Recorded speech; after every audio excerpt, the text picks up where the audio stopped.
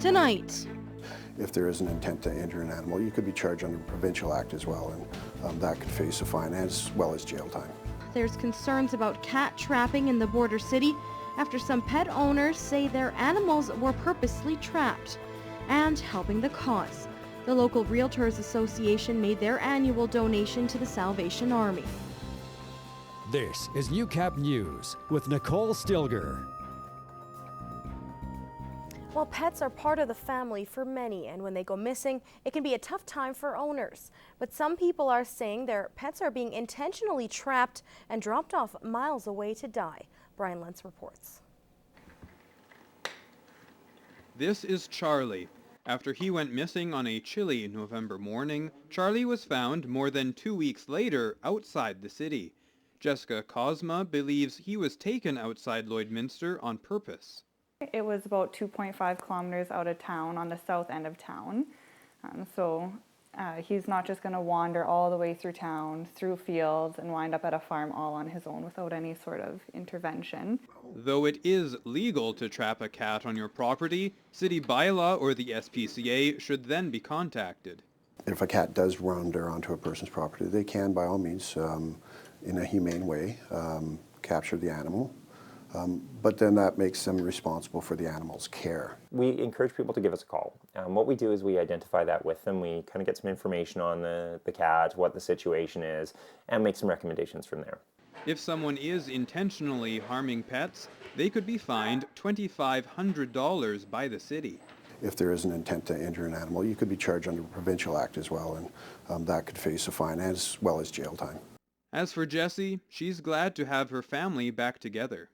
I feel relieved. We're very, very happy and thankful to have him home. He's a part of the family, so the 16 days he was gone, I went through a real rough patch. I cried every day, blamed myself, and couldn't stand the thought of somebody doing something cruel to him. Brian Lentz, Newcap News.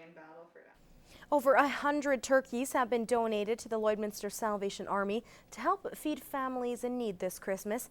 And though the annual donation fills many Christmas hampers, the food bank is still seeing a shortage in supplies. Gina Martin has the details. Crates and boxes, usually full of food, sit empty this December, a sight that not only draws concern for Christmas, but the months that follow.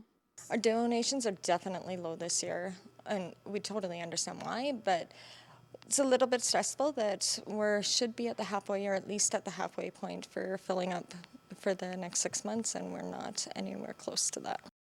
Weinberger says they only have about 25% of their crates filled, making donations like this one crucial at this time of year.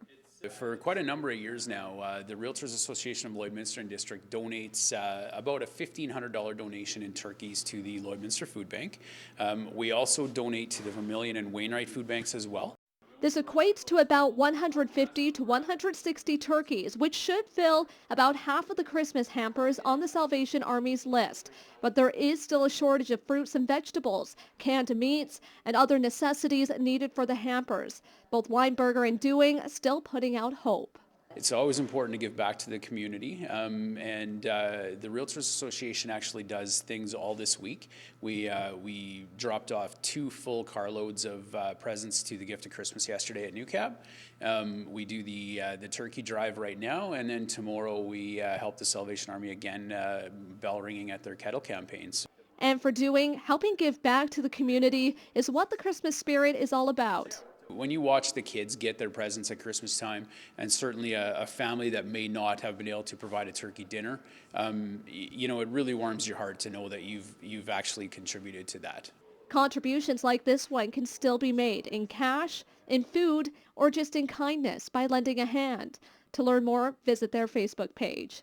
Gina Martin, Newcap News. Well, Christmas is certainly the time of giving, and in that spirit, the Lloydminster Bobcats held their annual teddy bear toss to help local charities. Drew Miller shows us the generosity of the team and the community in this week's Beyond the Boards. It's a game fans mark on their calendar. People rolled into the Civic Center with stuffed animals ready to throw them on the ice, and they didn't have to wait long.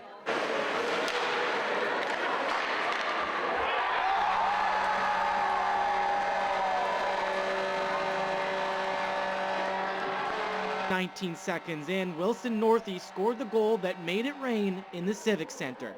If you had told me 19 seconds in we would have scored our first goal, I wouldn't have believed you. So I was definitely really excited to get things going and excited that we got it out of the way right off the bat so we didn't have to wait around for too long. All the teddy bears get donated, which the Bobcats organization takes pride in helping out. Everything gets donated to the Gift of Christmas, which is obviously a great cause here in Lloydminster. A bunch of different organizations work together to provide gifts for groups that are maybe a little less fortunate year to year. It's something that we're obviously very proud to be a part of, that we can help out and obviously provide the stuffed animals to some children, but also raise awareness that the Gift of Christmas is something being done by a lot of people throughout the community that do a lot of good work to help people out. The number of stuffed animals that were collected was over 200, which shows just how giving the community is. I think we got 20 bags of stuffed goodies for the Gift of Christmas charity here in Lloyd, and it's just a great feeling knowing that the community can come together, and we had a huge turnout, and giving back to the community is great. Drew Miller, Newcap Sports.